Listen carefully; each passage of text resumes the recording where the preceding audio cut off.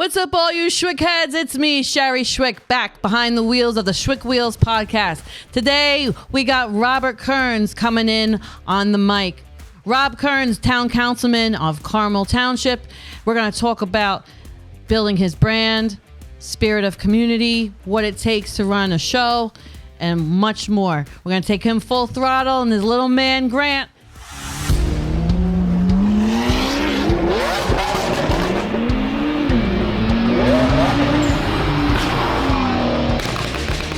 Grant, do you remember the day you met Uncle Billy? We met at a steakhouse. No, we didn't meet at a steakhouse. No, it was at the gas station at Red Mills. Gas station, Red Mills. We had a little Yes. bus. You going up to Queensbury, New York for an event, a charity event. Also an opportunity to get some Red Bulls. It's exactly what I was campaigning. I was campaigning. You did have a I campaign saw this very muscular, strong, good-looking guy get out of the Lamborghini. I said, you know what? He could be a good supporter. That's the goal. I like that. To be fair, I think it was Grant who did the talent acquisition on Uncle Billy. That is very true. My son Grant, who is right off the camera, he's being a little shy. Hopefully, it warms up. That's fine. Everyone around town knows him as Uncle Billy because Grant tells everybody, my Uncle Billy has Lamborghinis. And my sisters were like, who's our Uncle Billy? And Grant's trying to explain, yeah, Uncle Billy's got this Lamborghini, and he's naming all the Lamborghinis. And my sister Chelsea's looking at me, she's going, who's Uncle Billy? And I'm like, it's a long story. So awesome. So, yeah, we meet you guys at a gas station. So selfishly, it kind of shows how, like, we're both on brand. Yeah. Because we've always talked about, with Schwick Wheels at least, that we try to be like this approachable family brand. Oh, yeah, 100%. Thank you. And yeah, we just have one of these moments where we're stopping by one of our local gas stations, filling up before we're going to a show. You have your son and your daughter with you, and it's just like this instant chemistry of like, come on. Yeah. You know, you see kids looking and they don't want to say anything. And 2 weeks later, you guys were at my campaign fundraiser, front and center. At the lake house? And then since then, we just became friends and looked to partner. Well, and you deserve the position. Thank you. Yeah, we're really thrilled that. Thank you. Yeah, and you guys are great friends to have too. Oh, well, thank you. Because you push me, and I've learned very quickly, don't upset her because she's not afraid to send a nice little text message to remind you that you're not doing what you're supposed to do. And I'm sure Billy knows all about it. When I told her, I said, listen, I just came from Fordham Road. I was on the other side of the South Bronx. So I'm in the middle of a concrete pour, and I'm trying to get around traffic. So I texted her, and I was like, because I have a little surprise for her I wanted to bring to the table today, but it's going to have to wait till later in private. So I was making a detour for 15 minutes. Thank God it's happening in private. No, not that. No. It's actually a nice gesture. So she's like, what? Yeah, because he said, before he left for work today, he's like, I'll be home by 3. And I was like, all right. That gives him an hour window to be on time still. And then it's 3:18, and I'm like, where are you? He's like, my GPS says 4:30. Well, I can sympathize a little bit with him because I'm in construction too, and I get how things come up out of nowhere, and you had a water main break today. Yeah, exactly. I had issues as well, which made me late. So I feel where you're coming from. Right, but she doesn't.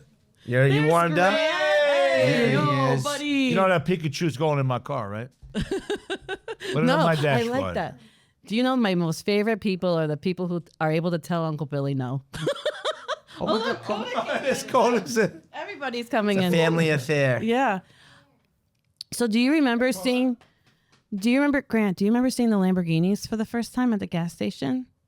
Or were you probably too little now? That was 2 years ago. Yeah. How old are you now, Grant? 6. So he was 4? Yeah. When we met you guys? He was 4 years old when you met him. That's really incredible. But you remember seeing the Lamborghinis now, right? Which colors are your favorite right now? The blue one, the Technica. Really? Not the yellow. No. You know the yellow. We just got the yellow back. I like the yellow. The yellow Evo. Oh, he saw it in the garage when I put the door up. I put the middle bay up on purpose. You know how we got it back? Because Uncle Billy is an excellent, extraordinary, over the top, moon to the back, and over the infinity and plus and beyond husband.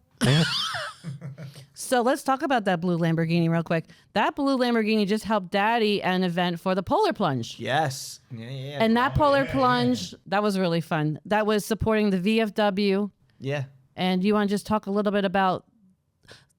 little bit about because you're finding a lot of success, and it's fun working with you because you're, number one, you're fun to be around, and number two, you do answer text messages. Yes. Well, it's hard because, sometimes people get mad at me because I don't always answer text message, but I have 603 text messages from the last 24 hours, and sometimes there's a black hole there. And, sometimes I don't. But I usually follow up with my core. I make sure I follow up if I don't hear from someone who I regularly hear from. Then I'll follow up with them, or I'll pull their name up to send them a text, and I'll see that I missed a text message from them, so I'll shoot them a text. But my ADHD has come into it's actually been a tool for me to be so successful because I'm all over the place. I've learned to kind of harness it and take that energy and turn it into success. I consider my ADD, which it's been like a consistent theme with a lot of the interviews that we've had. Like we've had detailers come in and talk about their ADD and stuff like that. I call it the secret weapon, the superhero weapon. It really is. It's and it's learning how to wield a sword. Yeah. You have this double sharp sword, and you can either be wailing it around, not really cutting, you know what I mean? Not being effective. Yeah. No, I agree 100%. My head's going a million miles an hour sometimes, and I'm thinking about 17 different operations at the same time. And I'm able to I've learned, obviously in high school I couldn't figure it out, but now I figured it out on how to hone it. The sword is everywhere. Exactly. I've kind of figured out how to hone it in and really, use that energy to create, different projects, either at my professional life, at work, when I was in the military, and now in my community. I really, a big focus of mine is definitely community events. I think it's so important. So what is your attachment to that? We can start there where, like I said, you're really fun, you're really good at it. Why do you think that you're finding success at community events, or why are you attached to them? However you hear that question, because you're really creative and you're doing some really fun things. So, I've had a weird upbringing. I didn't come from a white picket fence life. My mother was, she passed away when I was young, my early 20s. But she was paralyzed my entire life. Wow. And I've kind of bounced around. I lived in the Bronx for a while. Then I moved upstate to Lake George, middle of nowhere. I was raised up there from 5th grade on. And then I joined the military, moved to Virginia Beach. So I've had this opportunity, again, trying to take a negative situation and make a positive out of it. I've lived in different communities who've had different, ways of life, right? They go about community events differently. Community event in the Bronx is much different than it is in Ticonderoga, New York. Sure. So much different than Virginia Beach. So I've taken aspects of all those communities and try to take the best out of all those communities and bring that to Lake Mahopac, because again, I live here in Mahopac and Carmel, right? So I want to make sure that I'm able to give a community event that my children are proud of and that my nieces and nephews are proud of, and just the community in whole, right? I want to make sure that this is the best place possible. And everyone pays a lot of money to live here with their taxes. And when I was campaigning, that was one thing that I constantly heard, is that we get nothing in return for our taxes. So it's my way of giving back a little bit. And sometimes those events are attached to charitable causes, like the VFW Polar Plunge. We're able to raise $20,000 for veterans. And is that your second or third one? That's my second one. Second one. And then this year was you were there. It was freezing. Yeah, the Blue Technica was there. Yeah, it was ice blue. Exactly. It was cold. So I was a little scared going into it because last year it was a little bit warmer. We had maybe mid 40s, which for winter, that's a little heat wave. I think it was only 20 degrees. Yeah, it was almost single digits. In the height of flu season, so it was running. I think you were sick. Yeah, I had the flu. I was at the end of the flus. So, but again, that just goes to. It speaks volumes of our community, right? Everyone, when I first moved here and everyone found out I was a veteran, that's all I would get high praises for, right? Everyone would talk about. That's Navy, right? Yes, Navy. And everyone would, and it was very apparent immediately off the bat that this is a community that supports and loves veterans. Yeah. And I'm a proud member of the VFW. I'm a vice commander down there. And we do a lot of, we're a nonprofit organization. You're a really healthy VFW. Yeah, we try. It's a lot of hard work, It's a lot of people there that, we have several members who definitely put the organization on their back. One of them, I'll give him a shout out, Anthony Del Duco, Chris Long, these individuals. If it wasn't for them, a lot of these things wouldn't be able to go on at the VFW. A lot of us work, we have kids. Sure. Specifically these two, and there's many more down there that really carry that burden of making sure that the doors stay open, the lights stay on, and really we're a safe haven for local veterans. You really are. There's a place if someone's stressed out, they need to even just, we're on Lake Mayapack, it's a beautiful place, right? So then you need to go and just relax and hang out, kind of decompress. Be with some like-minded conversation. Exactly. You're surrounded by other veterans who are going through a similar situation that you are, either if it's PTSD or you're having a rough day. Or not even having to be like, oh, you're a... Exactly. Just being able to just be yourself. And what's unique about our VFW is that we're not just Mayapack. We have veterans from Rockland County, part of our I can see that. travel. We have people from northern Westchester, surrounding towns. So when we have these charitable or fundraising events, they're very crucial to what we're trying to do because we don't make much money at the bar. I think we charge like $2 for a Budweiser. Sure. Yeah, I grew up in we're not making money there. So, things cost a lot of money. HVAC replacements, of roofs, course. windows, paying the electric bill nowadays is $1,000 a pop. So these organizations these fundraising events are very, very important. So when I first moved here, when I was a new guy, I had discussed doing a polar plunge for a couple of years, and no one really listened to me. They thought I was crazy. The beauty of being the younger one. Exactly. Yeah. And because the majority of the population at our age demographic at our VFW is Vietnam vets. In order to be a member of the VFW, you have to have served in combat. Right. And just fortunately, we don't have a lot of members that qualify, right? I mean, it's a good thing. That means we're not at war, right? Do you mind shouting out the number of your VFW and where people could find you? Yeah. So we are Mayapack VFW Post 5491. We have a Facebook page. We share information, town information, but as well events that we have going on. We have a huge golf outing in June that we do, which is another huge money maker for us. We just hosted a game dinner this past March. Earlier in March, which was another good event that we run. And the Polar Plunge is obviously another one. And we look to do a clam bake. Like we do numerous events throughout the year to, again, raise money just to make sure that we can continue to be a safe haven for local veterans. And if anyone's ever in need, if a local veteran's ever in need, they can approach us and we're able to help them out monetarily or wherever. Well, whatever you're doing is working and cooking, because I've even noticed that there's like a lot more younger veterans coming out, like there's just a younger demographic. I keep fluffing you up a little bit, but like, where I find so special about you, Rob, is not only are you, and I don't want to sound ageist because you're just a strong professional, but it just goes without saying, you're in your early 30s. Yeah, I just turned 33. You just turned 33. You're a dad, and yet you're finding this energy, good energy. You have great charisma, and I don't want to say it's like a crisis, but like, what is it within you? And I know you've talked a little bit about your upbringing, but like, getting people of your age, your demographic, not even younger, like involved on a community level, like what do you attribute that to? And so it's definitely something that I've always had a passion for in politics. I've always followed it closely. I never thought that I would be that I would have held an elected position at this point in my life. But when I first moved here, I was a first-time home buyer. I was 28 years old. That's awesome. That's incredible. 28 years old. I just gotten out of the Navy. I saw my first tax bill come in. So as a first-time home buyer, you're oblivious to really the inner workings of municipal government. You don't understand that elections have consequences, right? And someone like a town board really can dictate the direction of your community.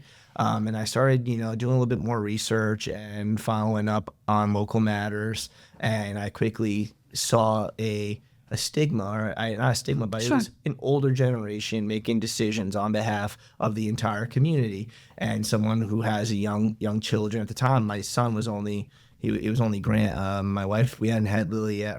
That's right. Oh my gosh, time flies. So we only had Grant, and I started speaking out, complaining like everyone else does from my couch, and I said, I'm not gonna be able to make a difference unless I throw my get into this thing, jump in, and really try to be a voice for that younger demographic. And something I've always echoed since day one is that we had members of government who are at the latter part of their lives, right, their careers, where they're making decisions on behalf of the community that are going to affect us for the next 10, 15, 20 plus years.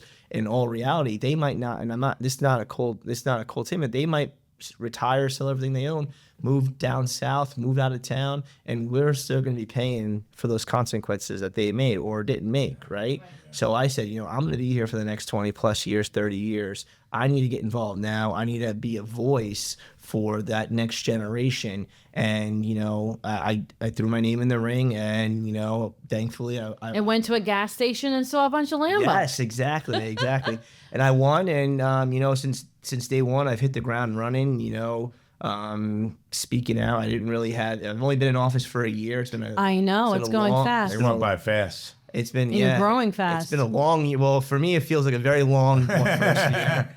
We've had several key issues come across the dais on the town. I haven't really had that time where I can kind of get settled in and learn. It was thrown right into the fire and figure it out. And that's, I'll be honest with you, that's how I operate anyway. And I prefer that, right? It's really how you learn. You get on the job training, and by doing that, I've inspired other parents to get more involved in our community. I've even seen a couple more younger guys even apply to be on, and I'm going to rally up I made a comment about getting the women more involved too, but there's definitely been some younger blood even applying for the town councilman's positions. Yeah, so council persons. Yeah. Which I know I'm like signing myself up for eventually. I would love to get you involved in something. But I think where you and I are like-minded, well, for many reasons, but I think what draws you and I to be able to work together so quickly, like, because it was like one thing and then it was like, oh, I have an idea for this. You want to help me with this? Or you have an idea for that? I want to jump in on that. The world can be very overwhelming. Yeah. And it is very overwhelming. And I think there's a lot that gets lost when people see the whole thing going on, which is just, let's just face it, it's just a national network of what's being fed to us, right? Without going down that dark hole. But that's all to say, I found a way to like fight against the hopelessness or fighting against like, oh, my vote doesn't matter, or like, oh, I'm just nobody, is to really understand grassroots things. And to like even just doing something like a polar plunge, or like we'll talk about the parade that we did and stuff like that, where it's like I am being useful and I am being helpful, and that I think people need to realize like how cathartic that is. Like even if you're just the volunteer at the parade that's running the food pantry section, like you're gonna see the cans pile up. Or you're going to sell 50-50 tickets. And then at the end, you heard like this half went to this building fund. And you're like, oh my God. And then you see the other person usually donate their whole half to the building fund anyway. Exactly. And then like, it's just these little tiny steps of. And then the smiles on the children's faces too, right? Like that Thanksgiving Day parade, I'm still out of probably a lot, we've touched on several events I've done in the community. That one that we did with the Thanksgiving Day parade, that is one that I get the most recognition for, rightfully so. Right? Oh, that's awesome! I'm so happy. That was something that we threw together last minute. We were gonna skip out on. To everyone's credit. So the three people who did that parade was Rob, myself, and Gianni from the Knights of Mayapack, and I really pushed back on you guys. I know, and I said, let's just do it. Let's get it out. We even had trial by fire.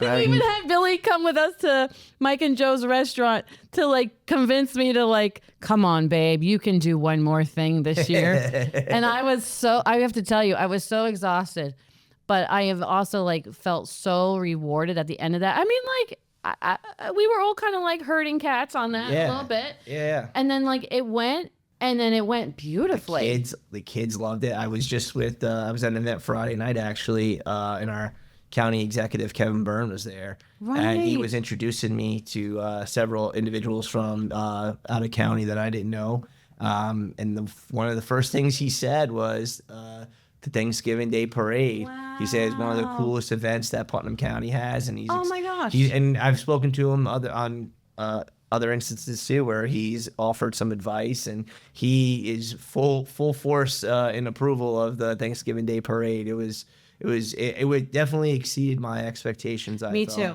I mean, leading up to that, I was like, I don't know. Yeah, I don't know. yeah. I don't know. And then just, having trust in your community and trust in your colleagues.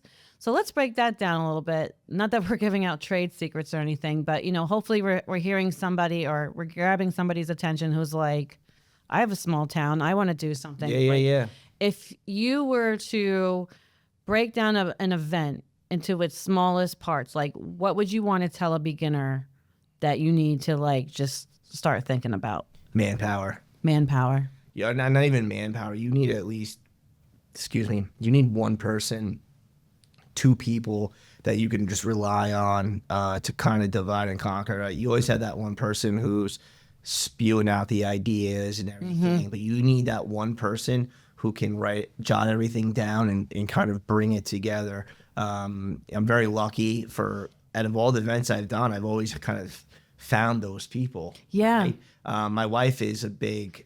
Your wife, Frankie, I've not spent any amount of time that she deserves, but she is incredible person. She is probably the greatest human. Mommy is great, right? Yeah. And back to what earlier, I wouldn't have any of this success if it wasn't for her, right? I mean, let's be honest, she is always right by my side, supporting everything I want to do. Sometimes she doesn't agree with it, but she still supports me. And she is an extremely gifted individual, probably one of these, and I'm not just saying this because she's my wife. I hope she's listening. But she is one of the smartest individuals I've ever met in my life. And, she's always right there to kind of help me pull she's always in the background. She doesn't want to be in the photo. She hates taking the photos. I'm very much opposite. Love the camera. Right. We had no idea. I love the camera. I like to show the blue eyes off. She's not. She really brings everything together for me. And if it wasn't for her, I would say 80% of these events would not be as successful as they are. Then the Polar Plunge, same thing. Rachel Del Duco, who is I mentioned Anthony's daughter. Between her, myself, and then my wife, we really just you find a way to get things done. But you need a team. You can't do it by yourself. And in the beginning, I learned that the hard way, where I was trying to kind of. Oh yeah, when you're an island, it just doesn't work. You just think you're invincible and you could just take on the world and go forward, and it really just makes it 10 times harder. You really need to have a support staff behind. Like you guys have a whole team with you guys, right? You need it because you need to be able to divide and conquer, and at the end of the day, it just makes that event 10 times better. Yeah, I always say to people, you need a good, like you said, two other. I have little ears here, but there's that reel that's like. It's just you and two other, and you take over the world. I was like, yeah. And then having the know-with-all, though, to still reach out to your town, getting the town support. I mean, some towns just have very basic, permitting issues because you do need the road closed to have it more successful. And you got to deal with garbage, and you got to deal with cleanup, and you got to make sure that people can, eat and take care of themselves. I've always been a big believer, and something my parents pretty much preached to me at a young age is that nothing's impossible, and I really truly believe that. Look at that board behind Daddy, and the M is crossed out because it is possible.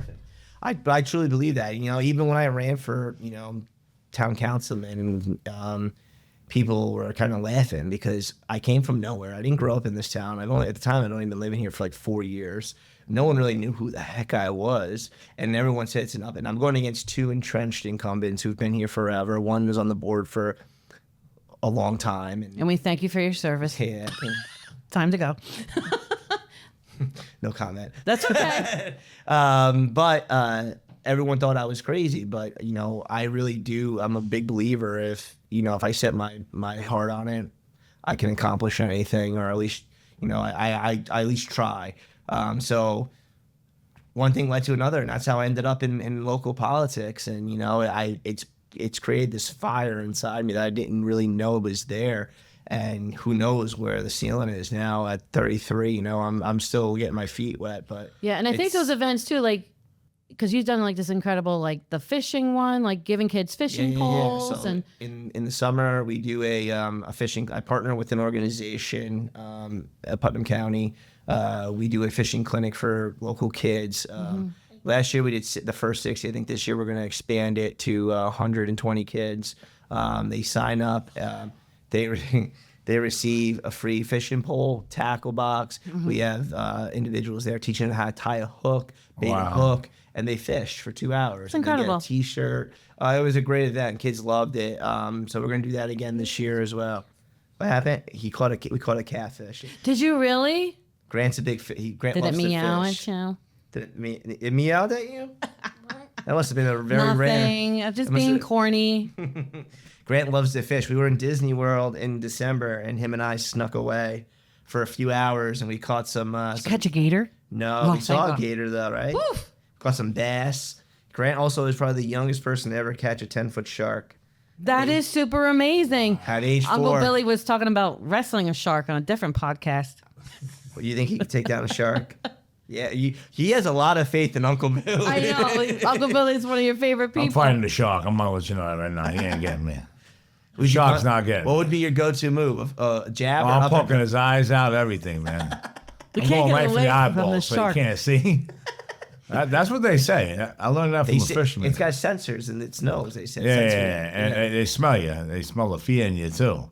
So you guys If you make sure fight back, sometimes they run away. You got to assert your dominance very. Yeah. Oh, very my early. goodness. What about an alligator? You think you take an alligator? I'm fighting an alligator too, man. Listen, if he gets me in the end, at least I get him a good You gotta shot. go down fighting. Exactly. I get him a good They shot. say whatever you do, like get on its back so it doesn't roll you. Yeah, the death roll. Yeah. You gotta grab its head.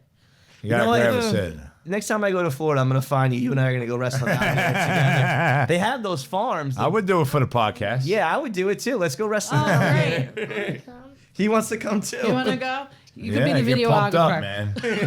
man. What's that? Gator Boys. They do that down Oh, there. that's right. Yeah, we went to that. They were wrestling alligators down there. That's But they're great. trained alligators. Yeah, we're gonna go to the Everglades, catch a wild one. Oh, no Okay. thanks. The trained alligators don't count. So, without me fishing for a compliment, like, in all sincerity, like, I know what my position is on cars. Like, why do cars work for events? I think because they're like an adult's version of a toy. Like Yeah. yeah, growing up, what did we play with? Cars, right? We're obsessed Yeah. with cars, and when you see a nice flashy car or a rare exotic car or an old American muscle car, it gets your attention because that's what you grew up playing with. And that's how I could relate to. And, I have a lot of memories around cars. My dad, he collected them. He had a 69 and a half Camaro Z28. Is that not your? We were just talking about that the Black other and day. with silver racing stripes. That's a It was- valuable car. Yeah, it's one of the first. It was like one of the first cars I drove. I drove actually when I was like 16 years old. Funny story. My dad at the time had a 2008 Corvette black, and it was stick shift. And I wanted to learn how to drive stick shift. We were in the middle of downtown Albany, which is like a little city, busy intersection. He's like, "All right, get out. I'm gonna get out. You get in the driver's seat." And I'm like, "What? Right here? No, I don't want to do this." And I was the car was like 2 weeks old, fresh off the dealership. And I get in the car and I keep stalling. And there's a huge, major intersection, huge line behind. Everyone's beeping me. It's a convertible. I'm 16 years old. Oh my gosh. Everyone's cursing at me. Of They're course. like, look at this jabroni. He's got a brand new Corvette and he can't even drive it. And then finally, under fire, that's how I learned how to drive the Corvette. And Figured it out. it was probably my dad's biggest regret because at 17 years old, that was the car I was always taking to school, driving around. I would get text messages, "Where the hell's my car?" I thought I was hot stuff. I was driving his car around all the place. So, I've always had an interest in cars, and one day hopefully I can get a Camaro. It's a goal of mine. I want to get a 69 or a 70 Camaro. Yeah. That's really sick. Right now I have 3 young children, so Yeah, shout out I mean, cards. you've had a lot going on in those last 2 years. I mean, dad, home ownership, Yeah. having another baby, Getting out of the working. Navy, Getting out of getting in military politics. politics, coaching football. I coached That's football. right. Yeah, we did the football thing. I completely forgot. I'm all over the place. Was that the yeah. blue Lamborghini again? That was the blue Lamborghini. Let us out to we had a playoff game, and you guys let us out. I'm gonna have to find that video of the blue Lamborghini. With all the kids. How old were they? They were 8th grade. That was so cute. A whole bunch of 8th grade football players being led out onto the field. They thought they were Deion Sanders. They thought they were like in the NFL Super Bowl. You should have seen these kids. I completely forgot because I was away that weekend. Yeah, one of your drivers came. Yes. And we came out. We blasted the music. We were revving the engine. They ran out. Jimmy? It must have been It Jimmy. was Jimmy, yeah, and all the kids on the other team, they were looking like, where the heck are these kids? And we ended up winning too, which was a huge plus, which is another huge plus. I always tell Billy we can't ever lose the blue Lamborghini because it's the school colors. Yeah, No, we have all three now. yeah. My hope, and also Carmel too is blue. Yes, that's Both right. teams, yeah, That's so both teams funny. are Now we're keeping all three. Yeah, so I coached football. That was another thing I dove right into. I was here for like 2 months. Found myself as the head football coach at Mayapack. Keep signing yourself My up wife for always stuff. jokes and says she's gonna duct tape my hand behind my back. I just That was funny, huh, buddy? I volunteer for everything, but that's who I am. And I think that's like part of the trust building is, and I think, people who are feeling nervous about entering the field of whether it's community service or just really wanting to get into government, for whatever the reason they want to, is these events create these relationships and you 100%. realize that you're not an island. Yeah.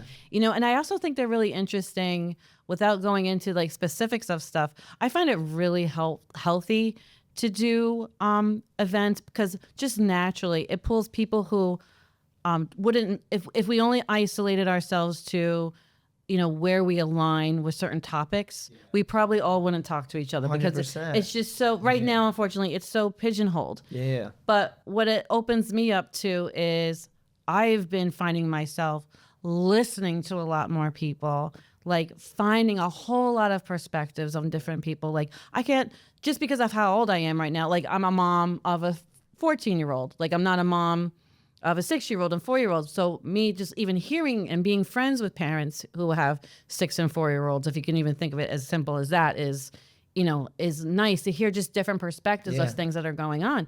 And I have found that it doesn't feel so hopeless and it doesn't feel so different once we get to actually hang out and plan stuff together too. It's so funny because I really do have friendships across all age demographics, hobbies, interests. I have friends who are 90 years old all the way down to kids that are in college, right? And I've really utilized it in my role in government too, because like you hit it right on the head. I'm listening to everyone's perspective.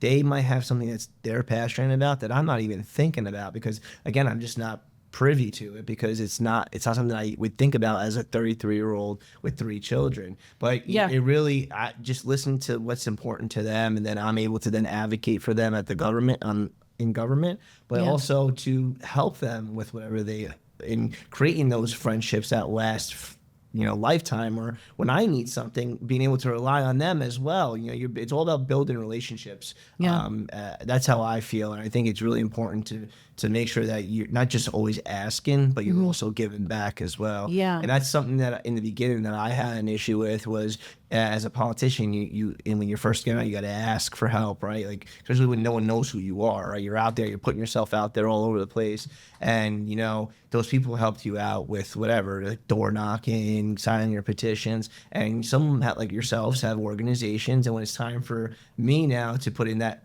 manual or that labor, that grunt, be a grunt, reciprocating the favor is always important, right? It's gotta, you gotta be able to wash each other's back. And I also think you get to see, like, it's about trust and you getting to know who that person is. Like one of my favorite shows, and I'm not just putting it on a podium because this was like our taste tester into working with each other, but like it was hands down one of my favorite shows for the whole year was when we did Coat Drive. Oh, that was amazing. In October at the Mayapack Firehouse. And this is why I love car shows.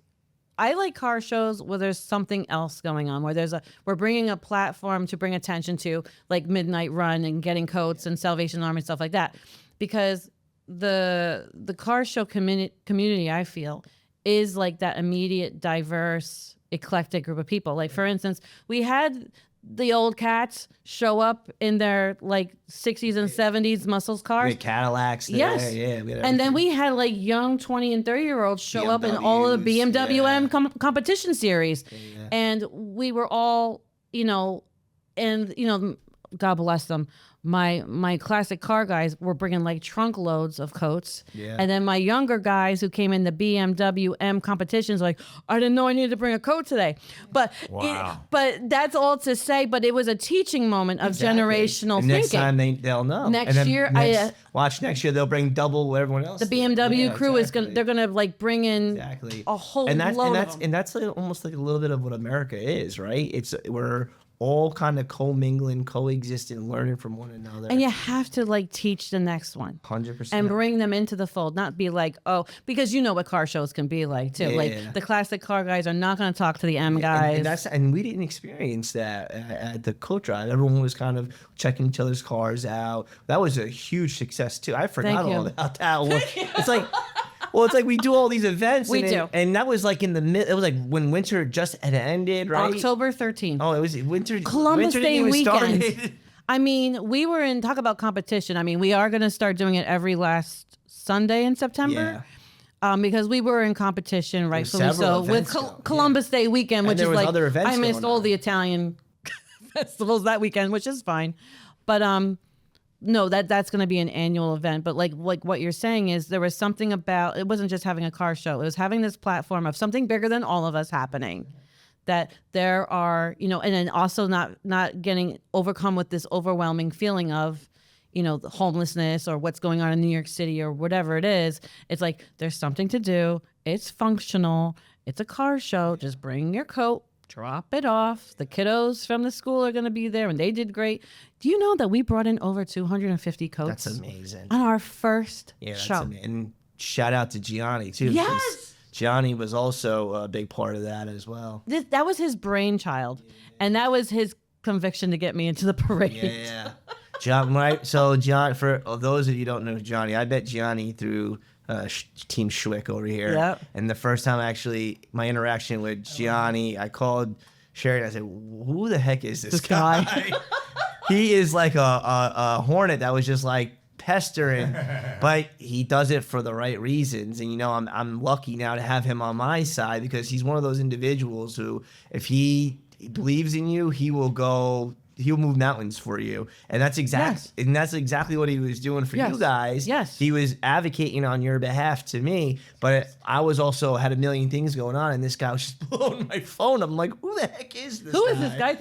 But I think that also goes to our point of like, we're typically people who, for one reason or another, just typically wouldn't talk to each other and wouldn't mesh. But like when there is this bigger thing outside of yourself, now when you, and I think there is nothing shameful to say, like, if you're working on an actual agenda level, you actually have some work experience as to, I can use this person for this, and then when you coming to me, you're not like some random guy who's like, oh, hey, I want to have cars at and I'm like, who are you? In this climate of, I'm like, you want me to show up and do what for you? No, there's this rapport of like been working together. And we have a lot of ideas in the queue here. I do have a lot. We have a lot of ideas in the queue here. Should we go for it? Yeah, absolutely. I still want to do the toy drive. That's something that I really want to push. That's one of your big wish list items. I think I can't get the image of Uncle Billy in a Santa suit. Do you want to see Uncle Billy as Santa Claus? Yeah. I think that is definitely something that I want to push this year, and that's definitely something I think that's one of my top priorities, actually. Thank you. I'm a top priority. The toy drive is definitely, I think, we have a family member, a close family friend who lost their son. I think he was 6 years old to brain cancer. Gosh. So we've seen it firsthand, and my mom was in and out of the hospital her whole life. And when I'd go, you'd see the children's units. It's just, it's terrible. And that little toy can change their entire week life. I think it's definitely something that's on the top of my priority list. You just never know what someone else is going through. Exactly. And you don't want to say that that's that kid's last Christmas or whatever it is. But you never know. You never know. And it's a really rotten Christmas, I can tell you that. Even if everything's going to be fine. I have this dream of lassoing up all of the cars and making them reindeer. Yeah. And then making the big white TRX mammoth truck, the like Santa sleigh. With Uncle Billy. With Uncle Billy as the Santa Claus. I think it's great. I think that'd be fantastic, you know. And that starts. Now we have to start doing that now. You know, there's a lot of planning that goes into that because again, there's other organizations involved. They have protocols. They have to get approvals. There's insurance liability issues. That is one thing that I learned about very quickly. And this last go round was not easy. You know, back to you said any advice that you can give people trying to run events. Make sure you know someone who knows how to do insurance because that when you even start planning these things, you don't even think about that. The insurance is a nightmare. So, I mean, even just for like the fishing derby alone, it was one day for 3 hours. It was like $500 to have insurance for that event. Yeah. So, you know, just make sure you're taking that into consideration as well. And car events, especially with our beloved friend, who I'm not going to throw under the bus right now, but like all of us have had to lift each other up at some point. Because if you are an island, it gets really disheartening really fast. Because, for instance, for toy drives, we've been not invited or disinvited by, which we won't throw the names out there because we don't want to slander anybody. Don't care. That don't want the liability really. And then, but if you don't have that fortitude, like there's been part of the team, it's been like, oh, we can't do it. You know, and getting really deflated, getting really angry, like, screw that hospital. What? They don't appreciate us. I'm like, listen, the time, the amount of time you need. That was the conversation we had. Again, I'm not going to mention names. I tried not to mention names. I know. That's why I said different organizations. But that was the issue that we had and that's where we kind of pivoted to the coat drive because that was the main goal was to do the toy drive. And, you know, unfortunately some organizations didn't want to cooperate. It was more than one. And this is the year now that I think we need to really bang the drums a little bit and, you know. And it's a lot of time, you know, I wasn't trying to like preach to the choir, but I was like, hey guys, to do a toy drive, we need over a year. See, that's yeah, right. That's how like you need over and I a year. differ. She's like, oh, we need to do this. I'm like, we could do it in 3 days. Like, give me the details, we'll figure it out. That's how I operate, but thank God you need people like her to kind of keep you in check. I need people like you to like pull me. I say it to him all the time that like he pushes me out of my comfort zone. That's good. Like building this podcast studio. I was like, oh, maybe one day, 5 years from now. He was like, no, let's go. I'm going to be driving down the road and I'm going to be on Sirius and you guys are going to be on Sirius one day. It's going to be Uncle Billy and you just arguing and playing your favorite tunes. Do you want to talk a little bit about how important the VFW has been in your life?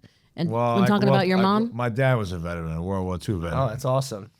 He went into the war at 16 years old.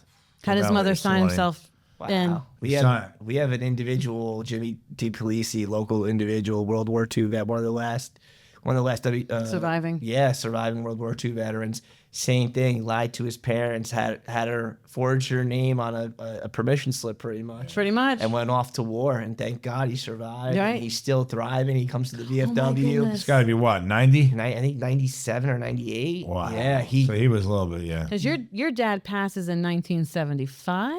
My dad died young at 50. Oh, like my mom, yeah. Yeah, he had like a blood clot from something with the dentist. Oh, man. But then your mom stays on and she starts tending my mom bar. ran the VFW, took his place. Where at? My VFW 596 in Mount Vernon. Oh, okay. Yeah, That's where we grew up at the time, and then we also ran the post on Yonkers Avenue. Oh, nice. And my sister did that. I've been in the VFW in Yonkers Avenue a few times. Yeah. Okay. One in Mount Vernon was a staple. A lot of old time. When I was a kid in the 70s, it was big back then. Toy drives, toys for kids, Santa Claus, M&M candy. That was all big back in the 70s, 80s. Then as the veterans got older, fizzled out. It fizzled out. Nobody wanted to take over. Like the people that were young and trying to come in and take over the post, they weren't doing it the same way anymore. The barbecues were starting to fade away. Family get-togethers, volunteering, donating, the Salvation Army stuff, raising money for veterans. It died out as people got older, It's tough. It's sad. It's very sad because the veterans need it. 100%. That's where I think Shari hit it around the head is we are very lucky that we have that mix of that older generation, but with a young. We have it's weird. We have an older generation, like a middle-aged generation, and we have a younger generation. So that older generation is kind of turned over to the middle age, and now they're also accepting the younger generation. They're kind of mentoring and teaching them the ropes while still being in charge, but giving them leadership, like myself and others, leadership positions within the post, but they're still there to actively be hands-on. And then it's going to come a point where we have to take over and then nurture and mentor that next generation of leadership. And I wish that was the case in local politics, because there's a big divide right now, like in politics, 100%. of that old guard and that new young politician. Everyone knows always like, oh, they're coming for me. But in all natural, especially in this county, it's a Republican. And I think what's wrong with that thinking too is like, don't you want them coming in after 100%. you? Like Makes you better. And what does that do to your legacy to not want to pass the torch on? Like, you have this opportunity to teach the next generation, like, this is how you lead. This is the problems I had. Maybe you guys are going to have a different experience. These are the pitfalls over here. Watch out for this, young sir or madam. Why wouldn't you want them to come in after you? And so as a civilian, like, that bothers me. And then number two, I think what's great about whether it's, car shows linked up with whatever it is, coats, polar plunges, toys, that I also think it takes a little bit of the mystery away. Yeah. Like, for instance, and you have a beautiful flyer and you have a beautiful board. So, but like when I drive by, I no longer look at like, oh, look at this young guy, wanting this beautiful picture. Just like, I'm like, that's my buddy. Yeah. And I know that guy. And then it doesn't feel so untouchable anymore. Yeah, and that was something that I really, when I got into office, I was very passionate about, right? Like, so many times it was, put your money where your mouth is. Everyone goes out there and they campaign and they promise you everything. And it's a stereotypical thing. It's like a laugh and joke, right? Oh, he's a typical politician, right? Yeah. I think Billy said that to me a few times. I think the bust your chops. Yes, absolutely, bust my chops. But really, my biggest pet peeve is that when it comes to campaign season, you see all these people come out, they promise you the world, they're going to do this, they're going to do that, and then they don't show up for anything, they don't do anything, and they don't do a quarter of what they promised. Or they just don't, what I think is also, all of that is true. But then the other part of that too is, you may have all of these great ideas and you have all this ambition, but there's no allies there with you.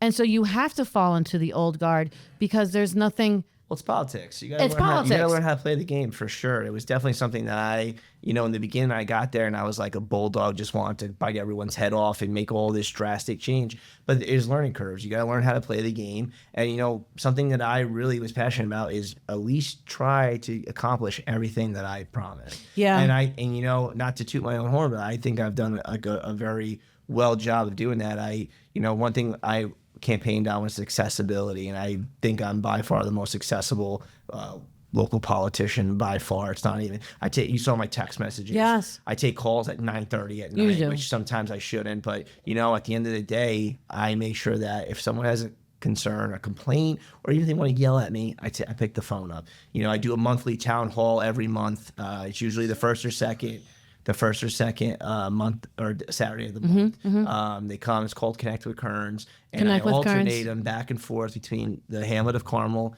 and Mahopac because I represent both, and I want to make sure that everyone has an opportunity to get in front of me and ask questions if they have complaints, concerns, if they need clarification on things. I'm there for them, right? That's the whole premise of my position. Yeah.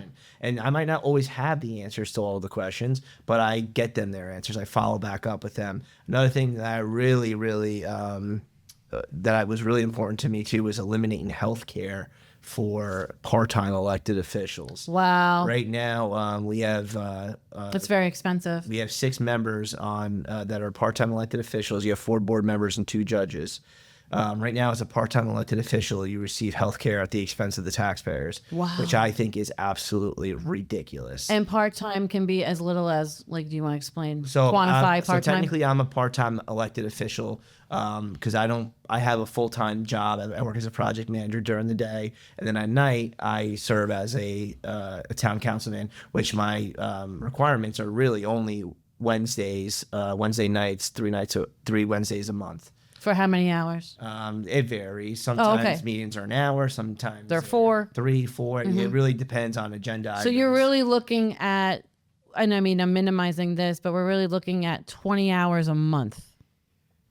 When you're not going up, when you're not going above minimum, yes, I would say there's months where I'm way above. I'm sure you are. Sometimes, some weeks I log more hours on the town side because again, I'm so passionate about it, and I don't have to do that, but it's something that I'm very passionate about. And again, I'm all over Facebook. I'm answering, messaging people who have concerns. I'm taking emails, putting myself out there, showing up to events. So that's all included too. So it is a lot more, but technically it's a part-time. But for people to understand the cost-benefit analysis, like this could be a situation where it's part-time doesn't mean 20 hours a week. Correct. It means at minimum, it's probably you're not a full-time employee, and then on top of that, also 2 judges who are also not full. They have full-time jobs and they do this, but it's part-time. It really isn't part-time, but still, it's considered a part-time elected official. Right now, if all six part-time elected officials were to take the health care, it's $240,000 a year that the taxpayers are paying.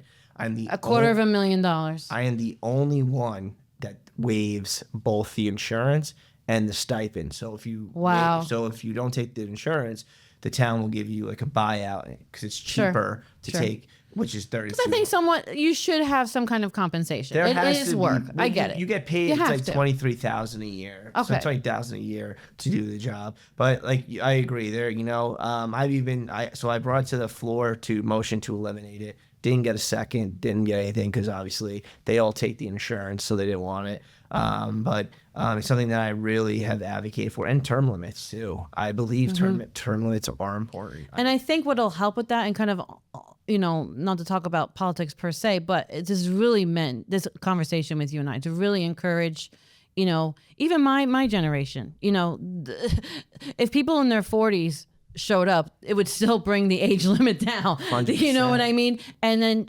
really getting involved and wanting to be involved. And I think that's what the community events do, is they really take the mystery out of what this whole bigger thing is. And then I've even seen people who are your colleagues in government who are now showing up at car shows. Yeah. It's very, very interesting to me in that way. So in that spirit, do you feel comfortable yet talking about Relay for Life that's coming up this year? So let's talk about that. And then if it's okay with you, Grant, you and Daddy can answer the questions together. We'll take you full throttle in Q&A so you're not so bored. And then we'll go see what's in the garage. Does that sound like fun?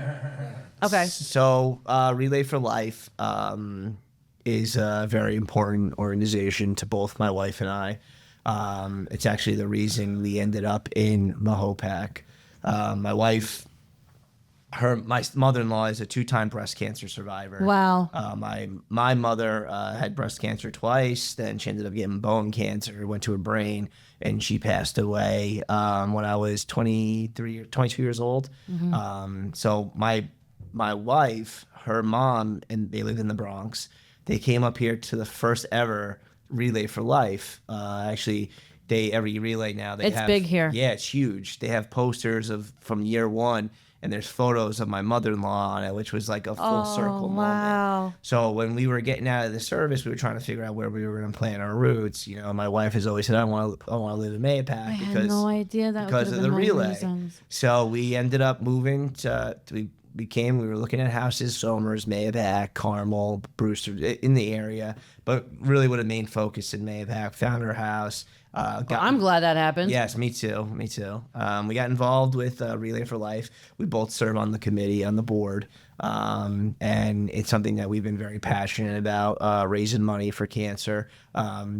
They're I think they raised the most money in the area. Actually, they raised $60,000. It's a big Relay for Life here. Kate, the lady who runs it, Kate Corsido, she's probably gonna be mad. I'm definitely gonna give out the wrong facts here, but I think it was like $60,000 plus that they raised last year, which all goes to cancer research, which is phenomenal. And again, it's very similar to everything that we've touched on throughout this podcast. Is that you have an older, seasoned leadership within Relay for Life, and now you have a younger crew coming up that they work well together. Actually, we work very well together. I can't say we because they're all going to laugh when they hear this, because I am very minimal participation throughout the year because I'm so busy. But my wife is definitely the one that leads the charge when it comes from the Kearns household. But I show up for all the manual labor. You bring the blue eyes. Bring the blue eyes. I wave. I shake hands. No, but it's a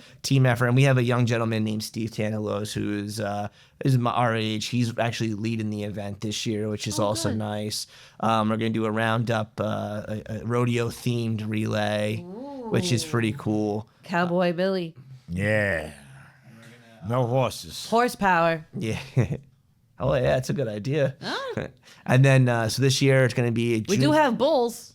We could figure there's something in the branding there with the bulls and wrangling the bulls and the cowboy and the rodeo. Yeah. I mean, this is why everybody needs her head starts spinning right now. This is how it happens. She's signing you up for something that you probably don't even.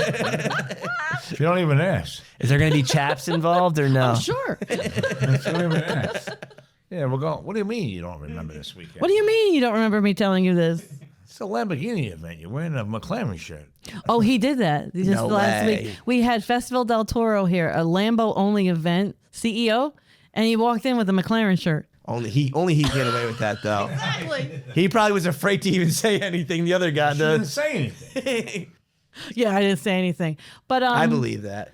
So Rob can count on us for Relay for Life this year. Correct. Do we have a date? Aiming for a date? It's we have a date. It's June 7th. June 7th. I can send you all the info. So you can post Where do you want people to look online for the updates? Yeah, we have a Facebook page, Relay for Life from Mahopac. I can share you. I can send you the link. I'll send you the posts. Okay. It's right here at the high school. That's great. Yeah, it's going to be awesome. There's going to be a kid zone this year. We're going to have vendors. So vendors will be selling stuff. They have live music. They do the luminary at night, which is really touching. I love the luminary. And this, not to bring it down again, but we've had a significant family cancer event this year. Do you want to talk about it? Passed away. I'm sorry. Yeah, it was a long battle for her, and it was unexpected. She was at the Thanksgiving Day parade, right? Was that? She wasn't able to make it to. No, that was my other sister. Okay. No, Jeanette. She was given a prognosis. She was the oldest out of 6. Out of 8, she was the eldest out of 8. Well, out of 8 of us all total, yeah. But no, she was given a pancreatic diagnosis a year ago. Terrible. She was given 6 to 12 months to live. She made it to month 13. Good for her. And she fought all the way brutally to the end. She did. And that's all to say, because I've experienced the luminary. Is that what you call it? Yeah. I don't think, Billy, you have yet. That is such a precious moment It's amazing. And you let people, the kiddos, even just as a family member processing it yourself, making the bags that are going to light up. Yeah. And then getting to talk about your sister again, or getting to literally get to see their name in lights again. That's being together again. Exactly. It's amazing. That's what's kind of, it's a cool moment for us as well because of my mom. She never got to meet my kids. And so it sparks that conversation of who grandma was. Oh gosh. Let me show the photos. Yes. He's starting to get to that age now where he remembers and he's asking more questions. But my daughter the youngest one's a baby, so he doesn't even know yet. But they're going to be in that age where every year, it will spark that conversation of why we're honoring grandma and who she was and how important she was to us. I never even got to think of it that way. So that's really beautiful. Yeah, it's really touching with the kids, and it's and you see hundreds of families there that are going through the same thing, and it's dead quiet, and everyone's there just reminiscing, celebrating. It's not always sad, right? You're celebrating life. Yeah, again, to feel the spirit again and be together, and it's really nice too because it brings your family together because it's a whole day event. So you hang out at the high school, tailgate, you play games, the whole family hangs out. So my sisters come, my family comes, my wife's family comes, everyone just hangs out. They hang out, they have a good day, and then they do the ceremony at night, and it's just a really touching. And I think, if we can encourage families to participate, particularly if this is your first year, because sometimes it's the first year you've lost somebody, you don't know what your resources are, you don't know what you can do. So for instance, for Billy's family, it's very possible that a relay for life is usually the first event that you've all come back together again 100%, for. 100%. Like, so you've either been graveside or, you know, whatever your remembrance memorial service was, the last time you were probably all together for that particular person was probably in a not so for a final happy service. moment. Yeah, exactly. And it's kind of nice to like be with other families and see the lights really is what does it's it for really me. cool. It kind of brings everybody together, and you know, you're there celebrating life. And also during the day of the kickoff, there's a survivor. They honor all the survivors who have fought and beat cancer, which is nice. They have a lunch for them. They bring the families there to cheer. Everyone's cheering everybody on.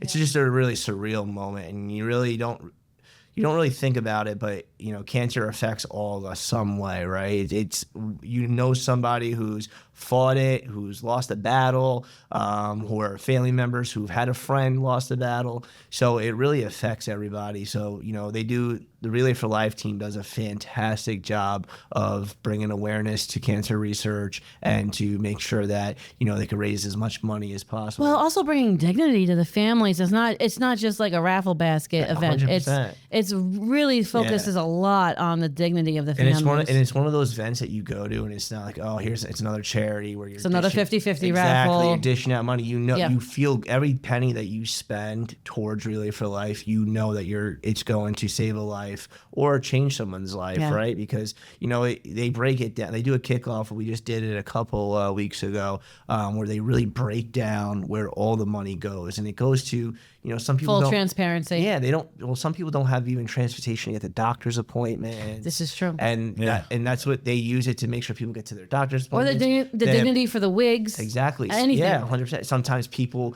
come from far away. They need to be put up into hotels. So the money goes a long way. And, you know, it's one of those organizations that like I'm proud to be a part of, you know, not just because of my personal experience with my mom and stuff, but, you know, there's teams that you feel comfortable working with, right? Like you guys, anything you need, I jump out of the hat. Kate and the Relay for Life team, they're one of those teams where you believe in their mission. You know that whatever they do, and they make fun of me because I'm not always there, but I'm always cheering from the background. You just blame me next time. Yeah, no, my wife Frankie's there, but they really are. They're a remarkable team, and they do so much for this community. And again, I think it's also a fight against hopelessness. 100%. You know, like what do I do? This is such a big thing. I can't cure cancer. No, but like maybe you can, you know, be there and like you're raising money for wigs and you're raising money for people to get Ubers to go to their doctor. Like that's very functional and that makes you feel good. And it's a fun day too. It's a good community 100%. Day. There's music, there's DJs, this year we're gonna have a kids zone, so there's gonna be inflatables. It's a fun community event. You get out of the house and it's always, like I said, cancer's always gloom and doom, right? Yeah. This is a way to kind of like uplift spirits and people maybe who are currently fighting too. Yeah. It comes and it gives them hope that, you know, there might be a better tomorrow. Yeah, or there might be it's Grandma's party, and what you get to do, we got to go on the bouncy house at Grandma's party, you know, and it just kind of changes that whole narrative of like why Mommy and Daddy are so sad all the time. Like, well, Mommy and Daddy aren't sad. We're gonna go have the party, and we're gonna go on the bouncy house. Exactly. And 2 years ago, when he was really young, we went to the Relay for Life, and he saw the photo of my mother-in-law. She was really young, and that sparked the question. So, you know, it's a really it allows you to reminisce, and it's just it's probably one of my favorite organizations that I partner with, other than you guys, of course. Oh, well, they can count on the Schwick Wheels team at Relay for Life this year, right? Yeah. I think they would be happy to have you guys. Oh, we need more flavor on. Well, we got a lot of. I know you got a lot of flavor. So we're ready to go full throttle. Yeah. You ready, Grant? Yeah. So some questions. Okay. So you just answer it any way that you like. Okay. Here we go. New car or pre-certified? Pre-certified. Nice. I've been getting into that pre-certified game myself. Also, better deal. Yeah. Don't have to worry so much about deep. I just want to pre-certify. That's why the expeditions. No, I'm definitely like into that game now. Yeah, it's definitely. Cars these days are out of control. Yeah. The depreciation rates on these things is 30% off. It's criminal. I don't even know if that's again, that might be a false statistic. No, but it is. It's what I've heard since day one. I've always heard the second you buy a new car, you drive it off the lot, it depreciates 30%. Yes. And also this has come from someone who drove a 2005 F-150 for like 15 years until I finally just got myself a new Expedition. Good for you. Oh, he's a Ford guy. No, that's going to come down on this list. I'm somewhere. a deal guy. I'm a deal guy. Okay, here we go. I think I know the answer to this one. Paddles or stick shift? Stick shift. 100%. Paint or a one-of-one wrap? Oof. I might go with paint. Yeah, like that's the been the paint. consensus across the board, pretty much. What about you? You want paint or paint? Paint, yeah. You're allowed to come back. 2-door or 4-door? 2-door. Chevy or Mopar? Sorry, but I'm gonna have to go with Chevy. Yeah, when I heard Camaro earlier today, Yeah, I was I'm like, a I know Chevy exactly guy. which one. My Camaro. What about you? Camaros are Chevy? amazing. No. Oh, you're a Mopar guy? Oh, wow. I mean, Chevy's solid between Camaro and Corvette. You can't go wrong. Can't go wrong. Yeah. Okay, here it comes. TRX or Raptor? Whoa. Grant for the win. I'm gonna have to disagree with him. I'm gonna go with the TRX. You've seen my white truck, right? With the dinosaurs on the back? You like that? You like 'Cause I have one- better than that?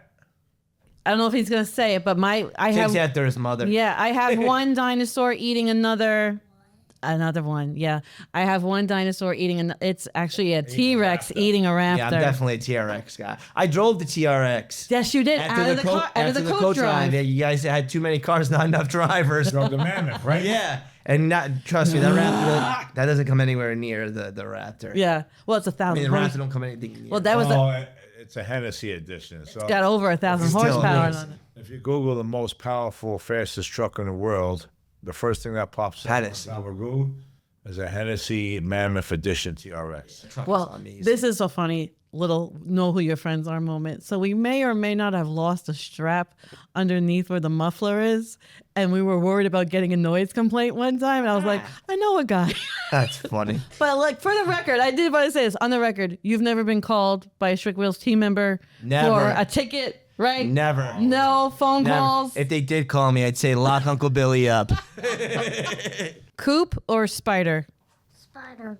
I like Grant's participation. I'm gonna have to go with the coupe. Okay. Yeah, they're both nice. Do you like a BMW M Series or like a Nissan Japanese import tuner? My first car was a BMW, so I'm gonna have to go to BMW. Ultimate driving machine. BMW 328i convertible was my first. Wow. And 1998. What's Grant? What did you say, Grant? They made them nice. You going with the BMW? Good boy. Smart kid. You're going to eat good tonight. It was a 5-speed too. No kidding. Yeah. So I learned on the Corvette. I got the BMW. See? Very fancy. BMW. I like cars. yeah, I like driving stick. I was a Yes. big fan of driving stick shift. You didn't know us They when we had. eliminated it I altogether. know it's You didn't know us it's a when we lost had art. when we had the Dodge Viper ACR. No. You didn't know us then. That was a sadness. Yeah, I never even drove it, so. We're not going to say why. Anyway. Too small. Oh yeah, that was the For reason. little people. Yeah, he's got broad shoulders. Yeah, that was the reason. People. You prefer a turbo or a supercharger? Ooh, I'm gonna go supercharger. Yes, sir. About you, turbo or supercharger? Yeah. Okay, so turbo goes like those pop sounds, like a pop, pop, pop, pop, pop, and then supercharger is like a. Which one do you like better? The pop one Or the or supercharger? Supercharger. Yes, sir. But believe it or not, my Expedition has a supercharger in it. Nice. I have no idea why. Some mom is gonna You be gotta going. get to Acme fast. You gotta go to soccer practice, 80 miles an hour. Listen, nobody should be shying away from us mom drivers. I mean, we Oh. know how to take a corner, bro. Yes. Like with a lot of weight, man. Okay. Would you prefer to rally or to just go on a cruise? Cruise. Nice. I like a cruise. Yeah, I Okay. don't like the rallies anymore. I grew up in the Adirondacks, those back roads. I mean, you can't beat that. Yeah. Rallies, I'll be honest with you. Too much of a reliability. They too, don't man. even do anything. We were on 2 of them, and the first one was a disaster. It was so bad, the You first went, one. you went through the Bronx on one, didn't you? Yes, that was a charity one where That was nice. That was nice. I mean, those are the Well, big you like- boys. you like the one they that- closed down Yankee Stadium. I know you yeah. guys have told me several times. One of probably your favorite events you talk about all the time is the Turkey Drive. not the turkey drive, but there's one in Connecticut. Oh, sorry, Dream Ride. Dream Ride. That's a in cruise. August. You guys would do Dream well. Ride's nice Dream because Ride. the kids with autism and disabilities. It's heavy on Special Olympics. Yeah, yeah, So you have yeah. Special Olympians coming from everywhere, from Australia I know you've to told you Ohio guys. to Over 700 cars. You guys Vancouver. always talk about that. should in bring there. him this year. Yeah, we should go. that would be Love that. actually that would be a really fun day. Yeah, No, he would have a. we'll go this year, right? Yeah. Sharon will give you the dates because I don't. I'll even get know you the- tickets. Don't you worry. Perfect. You will? Well, he's Uncle Billy, but do you remember what I am for you? It's hard for you to remember. I'm your fairy godmother. Okay, I know I am not your aunt, but he can be your Uncle Billy, and I am your fairy godmother. That's a I'm fair everybody's fairy godmother. That's a fair deal. I am the fairy Schwicking godmother. Think about it. I don't even know the date of Shari. You've probably been in more Lamborghinis than a kid your age. You can be like, my Uncle Billy lets me drive the cars, but my Aunt Shari or my godmother. Sean, get it. There's a bag. Please tell me there's a bag. But your fairy godmother gives you presents. Whoa. It must be from my office. Yeah, why don't we go through that? Yeah, these questions are done. So this Wow. is there should be almost 2 of everything for you and your sister. Wow. So go on the top one. Let's see what we pull out there. We'll get Sean to go close on the there it is. Whoa. Okay. Look at that. There's a Lambo He emblem write on love that. notes to his classmates. his Yeah, there you go. girlfriends. It's sticky It's notes. no it's You know the stuff you put on the walls and you like to write letters on it? That's it. yeah. And then you got one of each of you guys. Let's for try you it and your on. sister. Try I it mean, on if you're now? gonna ride in my cars, you got to be on brand. Yeah, try it on. Got the Lamborghini bag. I don't even get a bag. This is a real Lamborghini emblem, yeah. You can wear it as much as you want. So when you're in the boy. cars now, you get to You put it right over your have your sweater. own. Yeah, it's big enough. I made sure you could grow into it. Yeah, you'll be That's all right. it. Team Schwick. You'll grow Team into Schwick. it. They were made big. They were made big. Perfect. And I think you have one of these already, but I got 2 more for you. One for you and your sister. Thank you. Each. See what's in there, buddy. Whoa. What's this? Oh, yes, for your sister. Wow. So, Did you say thank you? I got else you you got? one, the second for your sister. So I got you, we're going to teach you something about cars right now. So you see the 2 Schwick Wheels air fresheners? So there's one with flames on it and one without flames. I like that you're grabbing the one without flames because you're a Lamborghini guy. So the flames are for the cars culture that likes muscle cars. And without flames means that you're like a Lambo, Ferrari, McLaren, European guy. Pagani kind of guy, which is what I think you are. Yeah, he's already holding it. Like, He's a he just Lamborghini instinctively guy. knows. All right. You're That's going to awesome. have fun at Dream Ride. It's over Did you 700 say thank cars. you? You're so welcome. Well, thanks for they got sharing good your dad food. with us. I know They there's a got lot of the meetings you have veterans to do. there. I'm excited. Yeah, No, we'll not the def- veterans. There's it was actually started by a motorcycle gang. It was, the event was actually started by a motorcycle gang. Wow. And they give out teddy bears. They give out over 1,000 That's teddy awesome. bears. That's an And awesome. the Over 1,000 dream of them. the dream ride it's every car you can possibly imagine. Every car you ever Like seen Horatio in time, Pagani himself has been known to go to these events. Where in Connecticut is it? The Farmington Polo Grounds, the last weekend It's of owned by, August. what's his name? Mike Bizzuto. Mike Bizzuto is like a billionaire food guy. But he gives this whole, the whole polo ground. So like Friday night, they actually bring out the horses and do a polo match. That's so cool. And then the polo grounds, like they're generous to let us drive on the grass. Yeah. Every car, every muscle car, Jeeps, the police, the fire department, everybody shows up. And then so you have this weekend together, and then they have all the Special Olympians line up on one side. It's like the ultimate blind date of all time.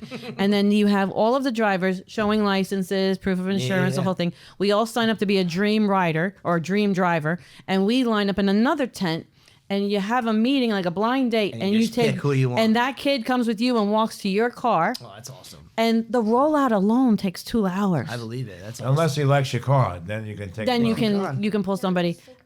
And then we go for like a 5-mile loop, something like that.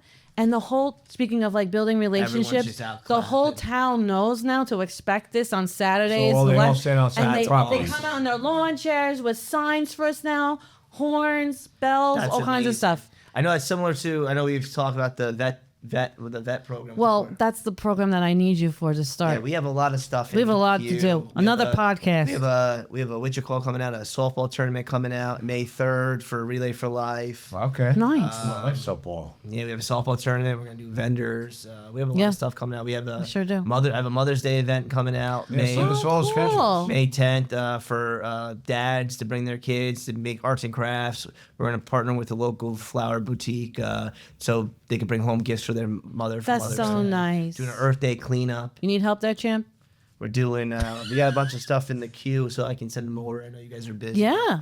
Love to have you guys when you're around. So give the good people your handle for Instagram so they know how to find you and follow you for your very events. simple. Robert Kearns, Kearns 12. You'll see the political photo with the blue eyes. Can't miss me. But yeah, you can reach me on Instagram and Facebook, Robert Kearns. We want to thank Rob Kearns today for coming behind the wheels of Schwick Wheels. I'm Shari Schwick. That was Uncle Billy. We had Grant. We had Rob going behind the wheels of Schwick Wheels. We'll see you on the road.